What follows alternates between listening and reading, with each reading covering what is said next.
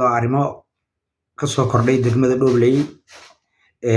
arrinta magacaabista Buula Gareed gudoomiyihii hore ee gobolka Gedo oo lagu soo dari doono xubnaha golaha wasiirada ee Jubbaland arrimaha gobolka Gedo iyo xubnihii maamulka gobolka Gedo qaybo kamid ah oo noqday jeeb ku jirayaal kuwaas oo jeebka ugu jira Axmed Madoobe haddii aan ku hormaro arrinta degmada Dhobley gudoomiyihii degmada Dhobley Xasan Cabdi Xaashi iyo madaxii maaliyadda Haybayare ayaa waxay si cunsurinimo ah ugula dhaqmeen taliyihii booliska degmada Dhobley oo lagu magacaabi jiray Maxamed Cabdi Cumar laguna naanay socod yare iyadoo ay lagu bedelay nin kale oo lagu magacaabo Haybe sidaa daraadeed taliyaha intii aan xilka laga qaadin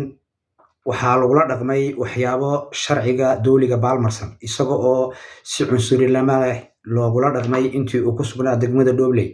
iyadoo oo markii dambana loogu awood sheegtay in uu si degdeg ah uga baxo degmada Dhobley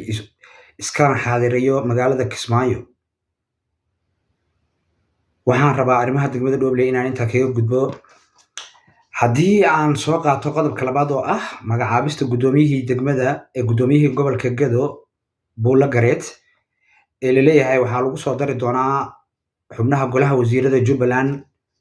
iyadoo maalmahan ay baraha bulshada ama warbaahintu ay ku jirto in uu Buula Gareed noqday Buula jeeb ku jire kaasoo jeebka ugu jira madaxweynaha Jubbaland wixii hore u dhexmarayna la wada ogaa hadaladii uu ku hadli jirayna ay ku jiraan kaydka baraha bulshada isagoo oo hawada u marin jiray afalgaadooyin ay ka mid yihiin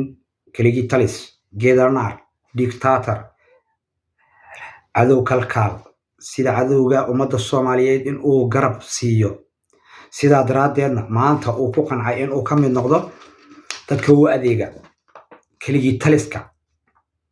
oo horay isagoo ugu dhawaaqayba oo noqday Buula Gareed jeeb ku jira iyadoo Axmed Madoobe uu walwal aad u weyn ka qabo sidii uu isugu bedeli lahaa wasiirka arrimaha gudaha iyo wasiirka amniga xubnahaas oo ah xubnihii ugu firfircoonaa ee ka soo jeeday gobolka Gedo Axmed Madoobena garab istaag mar walba u muujin jiray isaga oo ay cabsi aad u weyn ka hayso sidii xubnahaasi mid kamid ah uu u cuni lahaa hawada uga saari lahaa uguna bedeli lahaa Buula Gareed isaga oo damacsan sidii uu xal nabadeed ama xal gacanta ugu soo celin lahaa gobolka Gedo uu hormuud uga noqon lahaa Buula Gareed sidaa daraadeed xubno kamid ah xubnihii maamulka gobolka Gedo ayaa waxay noqdeen jeeb ku jirayaal iyadoo maalin dhaweyto uu baraha bulshada ama warbaahinta uu la wadaagay ninka lagu magacaabo Macalimo isaga oo leh ciidamada Itoobiya ayaa damcay in ay xiraan ciidamada Itoobiya waxay beegsi cad ku hayaan cadowga ummadda Soomaaliyeed iyagoo ah dal Soomaaliya diris la ah aan ku xadgudbi karin xubnaha maamulka dawladda sidaa daraadeed haddii ay jirto wax tuhun ah oo ku lug leh in uu cadowga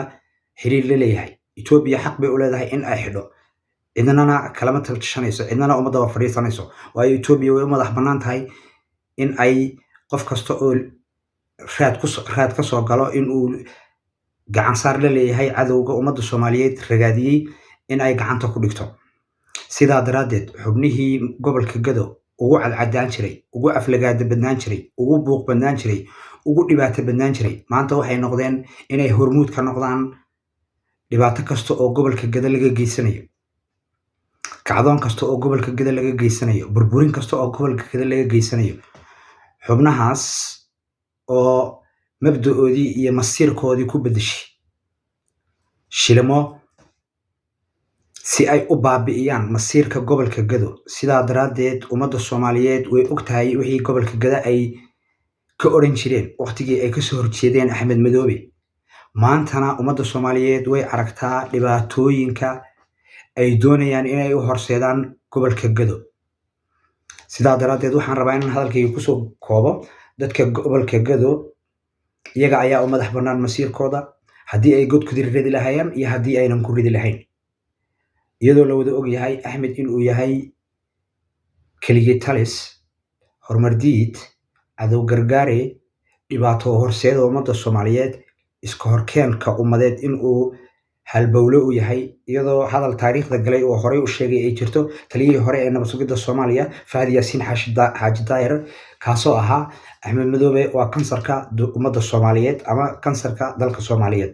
hadalkaasina uu yahay hadal saxiix ah biyo kama dhibcaan ah iyadoo ay jiraan hadallo kale oo taariikhda galay 2023 sida wiilkaygiiyow lugaha dhiiqaha la gelin gala dagaalka iyo hadallo kale oo aad u fara